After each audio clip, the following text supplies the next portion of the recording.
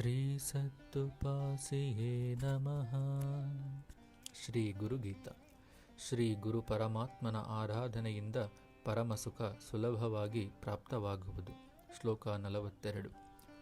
ಅನನ್ಯಾ ಚಿಂತಯತಂ ಯೇ ಸುಲಭಂ ಪರಮಂ ಸುಖಂ ತಸ್ಮಾತ್ ಸರ್ವ ಪ್ರಯತ್ನೇನ ಗುರೋಃ ಆರಾಧನಂ ಕುರು. ಅನುವಾದ. ಗುರು ಧ್ಯಾನ ಮಾಡುವವರು ಪರಮಾನಂದ ಸುಖವು ಅನಾಯಾಸವಾಗಿ ಪಡೆಯಬಹುದಾದ್ದರಿಂದ ಸಮಸ್ತ ಬಗೆಯ ಪ್ರಯತ್ನದಿಂದ ಗುರುವನ್ನು ಪೂಜಿಸಬೇಕು. ಭಾವಾರ್ಥ. ಶ್ರೀ ಗುರು ಪರಬ್ರಹ್ಮರನ್ನು ಧ್ಯಾನಿಸುವ ಭಕ್ತರು ಅನಂತ ಆನಂದವನ್ನು ಆರಾಮವಾಗಿ ಹೊಂದುವರು. ಪ್ರಪಂಚದಲ್ಲಿರುವ ವಸ್ತು, ವಿಷಯ, ಸಂಬಂಧ ಮತ್ತು ಇತರ ಪದಾರ್ಥಗಳಿಂದ ಶಾಶ್ವತ ಸುಖ ಹೊಂದಲು ಸಾಧ್ಯವಿಲ್ಲ. ಏಕೆಂದರೆ ಆ ವಸ್ತುಗಳು, ಸಂಬಂಧಗಳು ಮತ್ತು ಅನ್ಯ ಪದಾರ್ಥಗಳು ತಾತ್ಕಾಲಿಕ.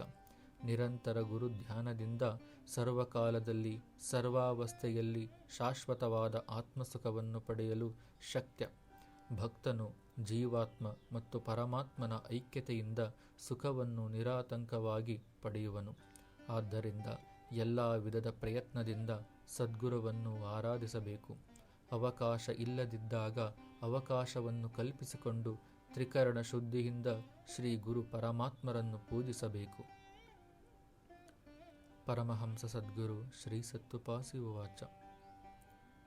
ಪರಿಪೂರ್ಣ ಸ್ಥಿತಿಯಾಗಿರೋರಿಗೆ ಧ್ಯಾನಾಸಕ್ತರಾದಾಗ ಯಾವ ರೂಪ, ಗುರು, ದೈವ, ನಾಮ ಯಾವುದೂ ಕಣ್ಣಿಗೆ ಕಾಣದಿಲ್ಲ.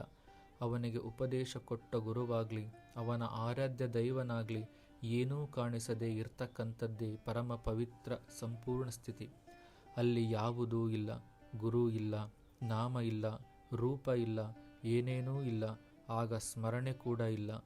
ಆ ಸ್ಥಿತಿಯಲ್ಲಿ ನೋಡೋದಾಗಲಿ ಕಾಣೋದಾಗಲಿ ಏನೂ ಇಲ್ಲ. ನಾನು ನೋಡ್ತಾ ಇದ್ದೀನಿ, ಅದು ಕಾಣ್ತಾ ಐತೆ ಅಂತ ಹೇಳಕ್ಕೆ ಬರೋದಿಲ್ಲ. ಜ್ಞಾನನಿಧಿ, ಪುಟ 79.